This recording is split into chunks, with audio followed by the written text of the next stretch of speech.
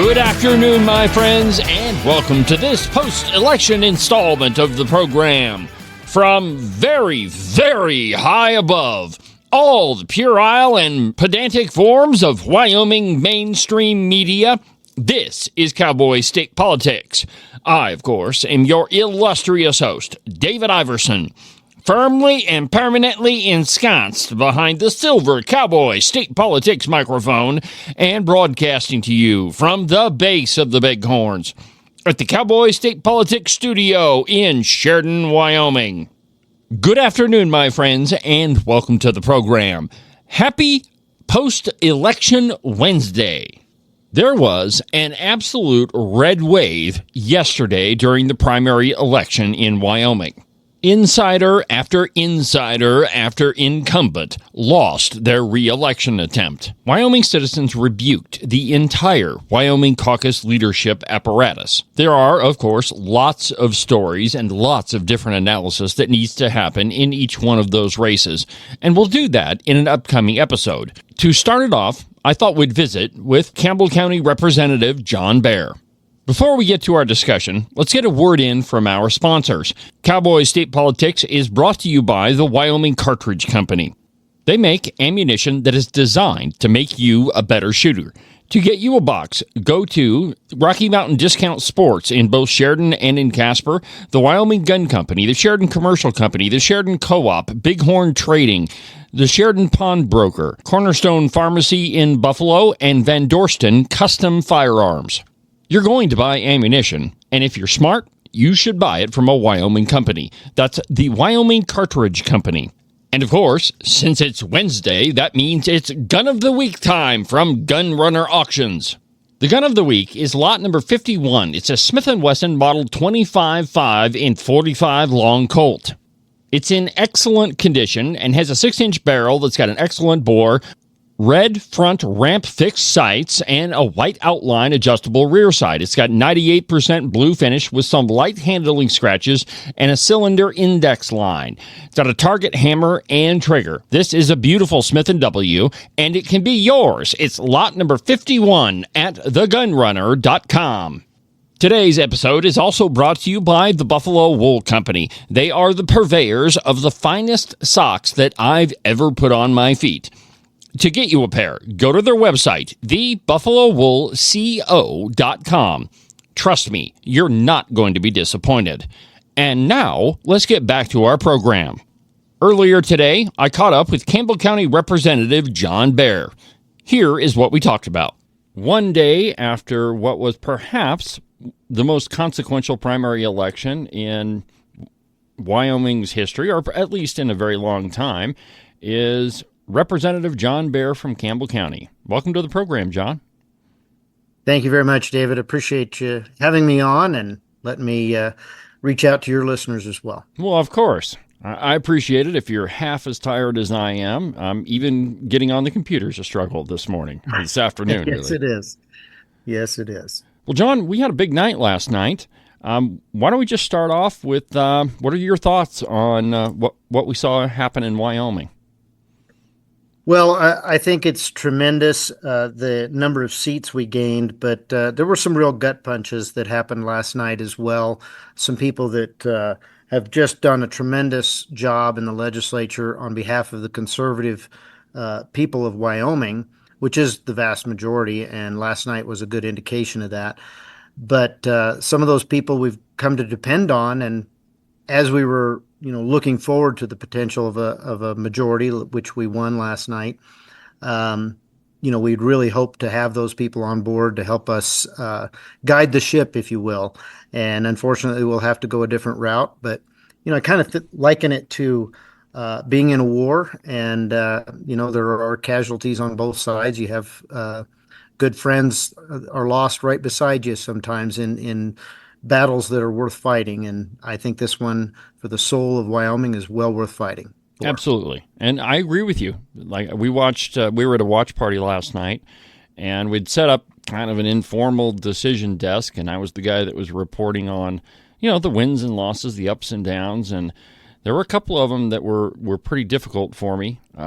Probably the one that I took the hardest was Mark Jennings. Of course, Mark and I are close friends, so that was a little difficult. But like you say, we're never going to win them all, and there are going to be some losses. And some people that have been there for a long time didn't win, but there were some people that have been there for a long time that did lose.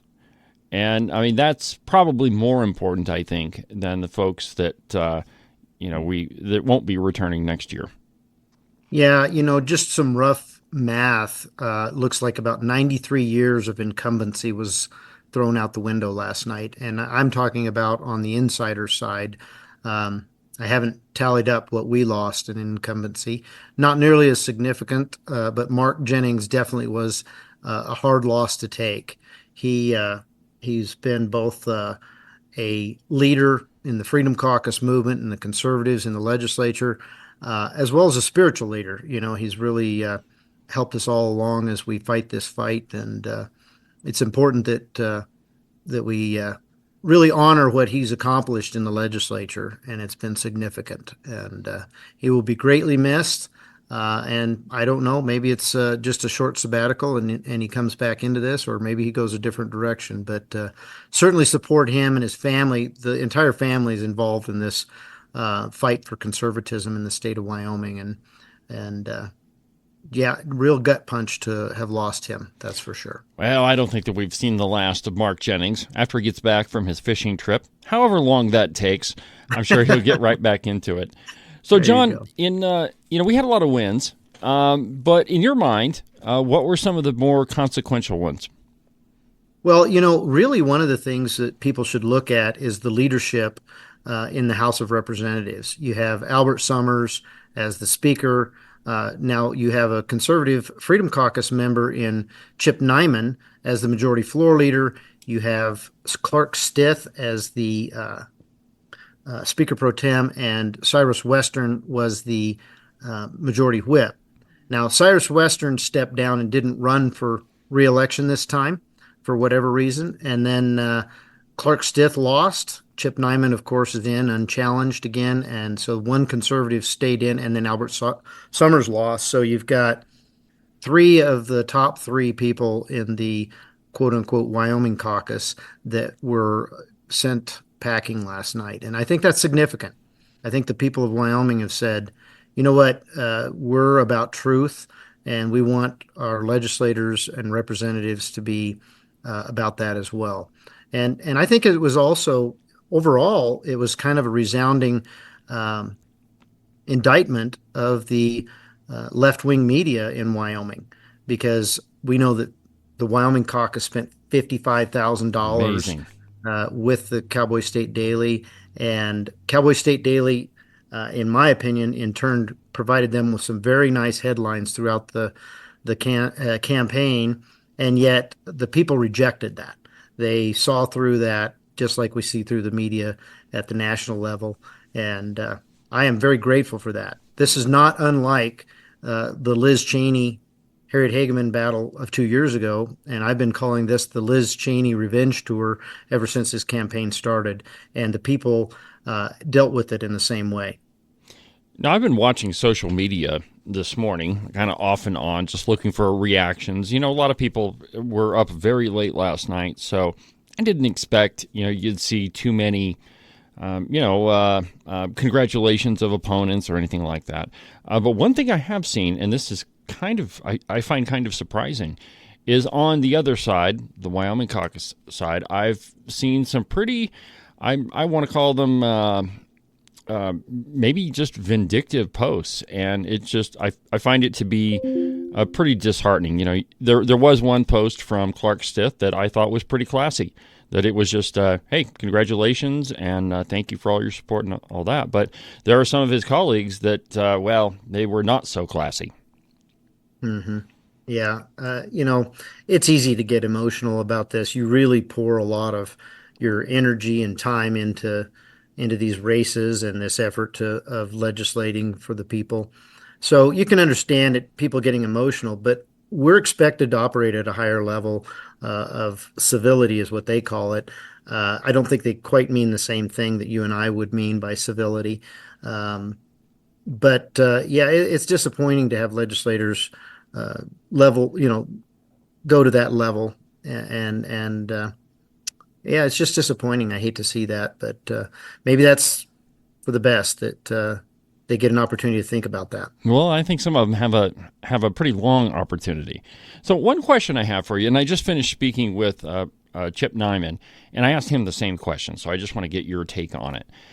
It seems to me that the media just completely missed the boat on this whole thing. I kind of watched off and on some of the reactions from the Cowboy State Daily last night, and it didn't appear to me that they were quite understanding what was happening last. I mean, the first headline I saw or result I saw was from Albert Somers' district, or the Senate race he was going for, and there was a very small number of votes in, but Laura Pearson was ahead big time. And I kind of looked around the room and said, this shouldn't be happening if what we've seen in the media is true. This might be a biggie.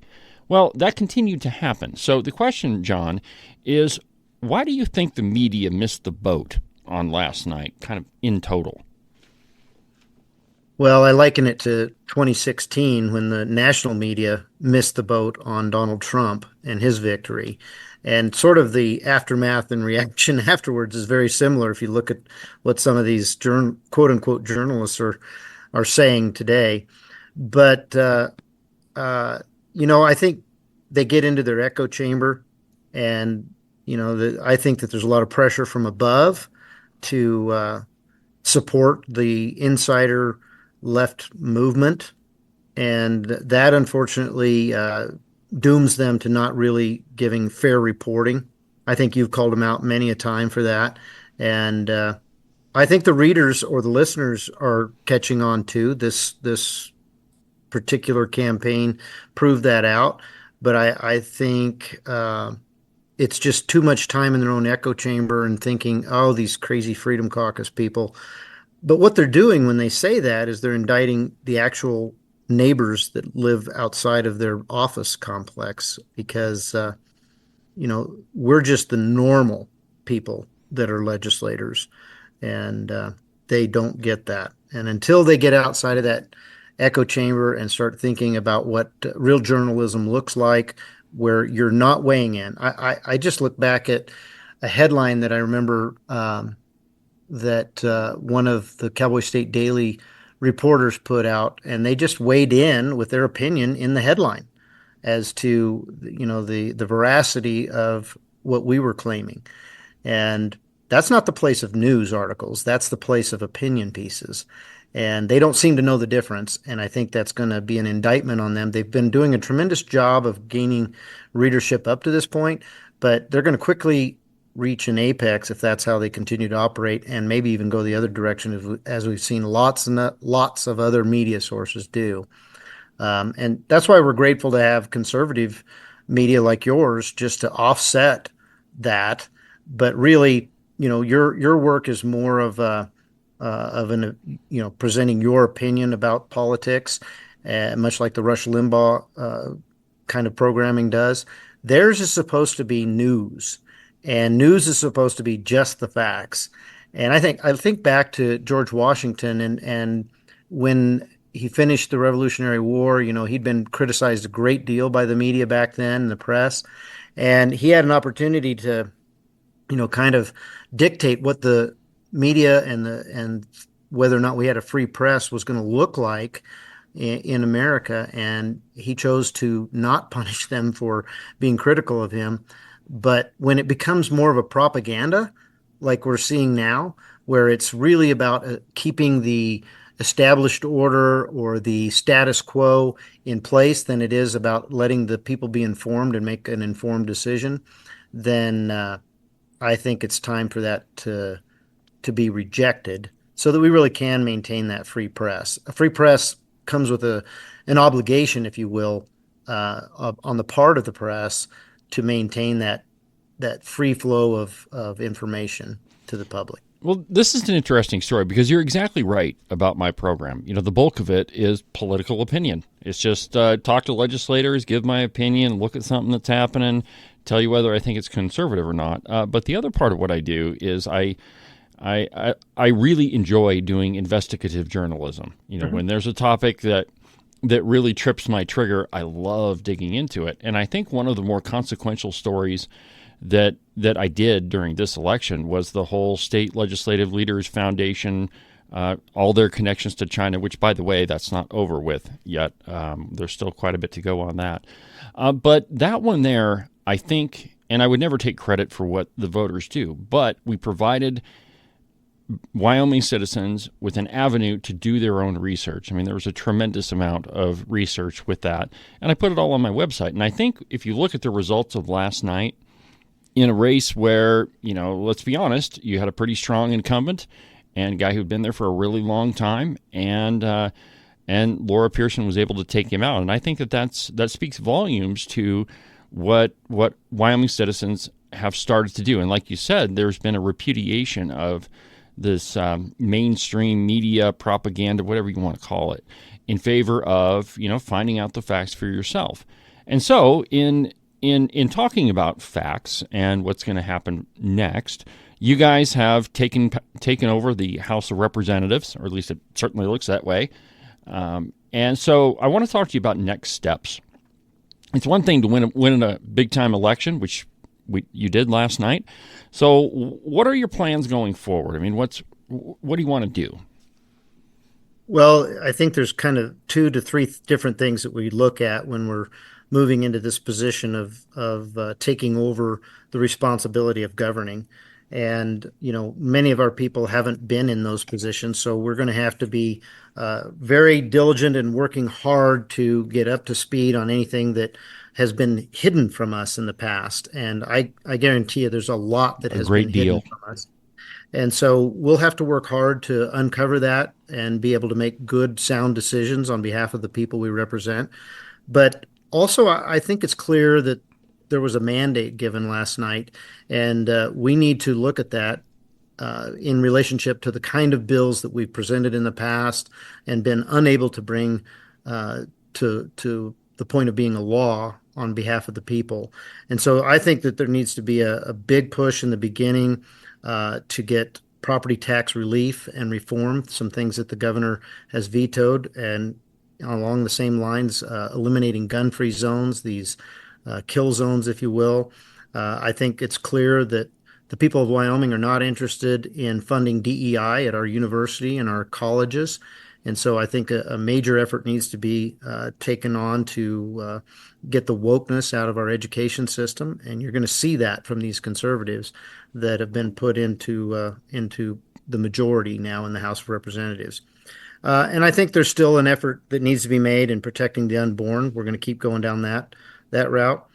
I think you're going to see us push hard to try to eliminate the porn that's being foisted on our children in libraries. And for me personally, I think it's important. You know me, David, I've worked hard on transparency, mostly on the votes of our legislature so that the people can make good decisions on their voting. But another area that there's a huge lack of transparency is in the budgeting process and the budget that the state has. There's really only about 5 people that know where all the money's hidden and how it flows, and that needs to come to an end. We need to create a transparent budgeting process, a transparent spending process where the people of Wyoming, any average voter, can have a good grasp on what's happening in state finance. And I think that's going to have to be that's not a sexy subject, if you will, to the voters, but it's one that we will all benefit from. And so that's going to be important for us. Oh, I think when you talk about the budget, I like to liken it to a Rube Goldberg machine, where it's overly complicated and you have no idea what trigger flips the next wheel that drops the little spindle. And I mean, honestly, you have no idea. And I've heard a lot of legislators say that they'll come up with an idea and, maybe they want to defund this little program over here. But what they don't realize is that there are 4 or 5 other things that are funding that. And you pull on one string here and it tightens on the other end. So I guess a good question, since now conservatives are going to have control of the Appropriations Committee. Very, very, very important committee in the legislature. How do you start to untangle that mess? I mean, where do you begin? Do you have any idea?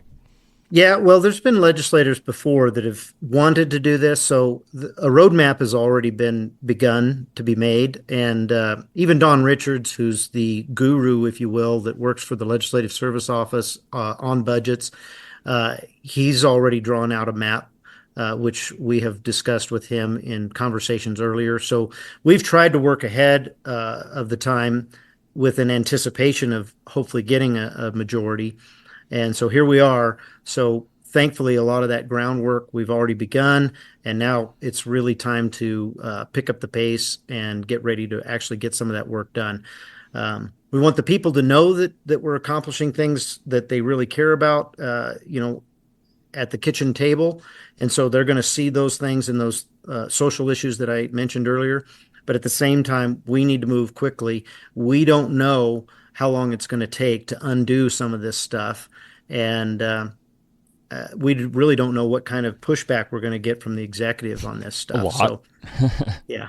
Yeah. I mean, there's been decades of effort been put into creating this rubric, as you call it. And now we've got to dismantle that without having everything fall apart. All right. So we've talked about next steps for conservatives. What's next for you? What's Representative Baer going to do? You going to stay at the head of the Freedom Caucus? Are you going to go maybe into leadership? You got any plans? Well, that's a great question, and it's really in the hands of my colleagues. But my preference would be to hand the Freedom Caucus over to the next person that should lead that, and that'll be up to the body of the Freedom Caucus. But I do believe as a leader that it's important that leadership change regularly, because each person brings us different type of leadership and different priorities. And if a body is to have longevity, if you will, it can't be tied to one person. It needs to be dynamic in its ability to adjust to a new leader. And that same philosophy means that you're creating foundational issues that transcend one leader to the next. And so I'm really a proponent of passing that on to the next chairman. And I think that should happen regularly. And I think that will help the Freedom Caucus to be vibrant far into the future. As far as me personally, I just mentioned my desire and my heart for getting the financing under control. I'd like to be a part of that effort in the Appropriations Committee. Leadership, I never would have dreamt that we'd have 11 new seats, additional seats in this go round. Had I thought about that, I might have been enticed to move toward leadership, and who knows, that could still happen in the coming weeks. But as you know, I am closely involved with the architecture of this recent campaign, and my exposing of votes across the campaign, across the legislature, has certainly created some hate and discontent toward me. And, when you're having to lead the entire body, including those people that feel slighted because their character was called into question based on their votes, I don't know that that's a good place for someone who has led that campaign in pushing for the ouster of some of those people. I don't think it's very conducive to a person like me being in that leadership position. So I'll probably forego that and just work on the appropriations effort. But again, you never know with the kind of body we have now. That could change, and I will do what the body really wants me to do. Fair enough. I think that's a pretty wise decision on your part. I know personally what happens when you start exposing some of the deeds of our elected officials, and sometimes it's not very pleasant. So, but I firmly believe in transparency, and the best way to govern is just right out there in the open so that everybody can see it. And so I do appreciate those things. So what I'd like to do next is just give you an opportunity to respond. And if you don't want to, that's fine. I understand there's some other things going on, but there was a lot of information that was sent out during the campaign that most of it was pretty spot on. Now, there was one that we had to go to great lengths to try to verify, but it was there. It wasn't real clear, but we were able to kind of look through it and say, yeah, that's exactly what was going on. And I'm talking about the ballot question on that Trump flyer. vote. Yeah, on the Trump vote. Yep. And fortunately, I was in the chamber when that happened, and I watched it, and yes, that's what that whole thing was about. So I just want to give you a couple minutes to just kind of respond to any of the media crap that you've taken on that. If you don't want to, that's cool, but the floor is yours, my friend. Well, there's a court case, and I could do what the left does and say, well, there's a court case, I can't speak, but that's really, in my opinion, a way to dodge the question. And so I don't want to do that. I want to answer the question. And that lawsuit is really, in my opinion, a frivolous one. And the PAC is who's being sued, not myself. But I will tell you, the PAC has hired some great defense, and I think you're going to see that get dismissed like it should be. And that's a First Amendment issue. We all should be able to speak our minds. And if you ask me, that's what the PAC was doing. They were speaking their minds. That's their interpretation of that situation on that vote. But really, if you want to look at the bottom line of that, here's what I would say. And I think Joey, in one of your shows that you two were talking about this issue, really kind of nailed it on the head, is that it's unconstitutional to put a footnote that is actually legislating in the budget. And our colleagues have gotten away with this for a long time. And the reason that they do it is exactly what you just described. The fact that they believe that it's too difficult to explain to the voter what is actually happening. So it's a great way to be not transparent and to hide your votes. And so they never anticipated us just cutting to the chase and saying, this is what this means. And I think Joey mentioned it. You have a short period of time from the mailbox to the trash can to get people's attention. Well, if you want to get their attention, you tell them what they did. And that's what we did. And we, certainly garnered a lot of attention. And then after garnering all that attention, our next mailer covered the exact same issue, made the same point, but explained it a little further. And you'll notice there was I don't think anybody complained about that particular mailer. And of course, it was saying the same thing, a little more wordy. But after all the articles and all the news about our mailers, I think a few more people read that mailer. And I think it was very impactful. We know that, looking at the social media of these legislators, and we could see there was never any support for Donald Trump prior to that mailer coming out. And now suddenly lots of efforts to convince the people that they were always supporting Trump. And so I think that it's important that the people know who it is they're voting for. And I think that mailing effort did exactly that. And I think, or at least I hope, that in the future, there will be a great deal of fear as far as trying to legislate in the budget with these footnotes, because somebody is going to expose it, just like we did in that particular case. Well, for me, one of the funniest parts, and again, I was sitting in the chamber watching this whole thing happen, but one of the funniest parts to me was it was Representative Jennings stands up and he asks a question, and I can't quote it, but basically it was, hey, so are you guys talking about the Trump not being on the ballot in Colorado?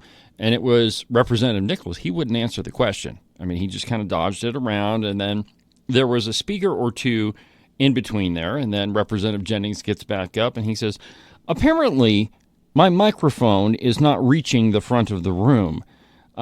Is this what this footnote's about? And again, there wasn't any response by Representative Nichols. And then a third time, and I want to say it was Jennings. It may have been Representative Rodriguez-Williams, but one of them stood up and said, okay, let me be very clear. Is this what it is? And in a roundabout way, he kind of says, well, yeah, could be. But if you were there, it was just kind of funny to watch the whole exchange.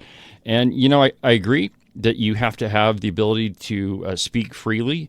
And, we learned from Citizens United that collections of individuals do have a right to free speech.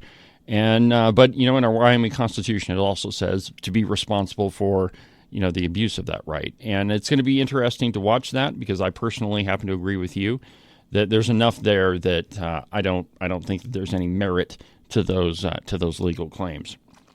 Well, John, I appreciate you taking some time to visit with me. I know you're probably as tired as I am, and so I'm looking forward to find out what happens next, and I hope you just keep me informed. Absolutely. We'll stay in close touch. All right, John, have a good afternoon. That'll do it for today's installment of the program. Have a good rest of your evening, and we'll talk again tomorrow during our live program on the Independence Network. But for now, from the base of the Bighorns at the Cowboy State Politics Studio, I'm David Iverson, and this is the one and only Cowboy State Politics.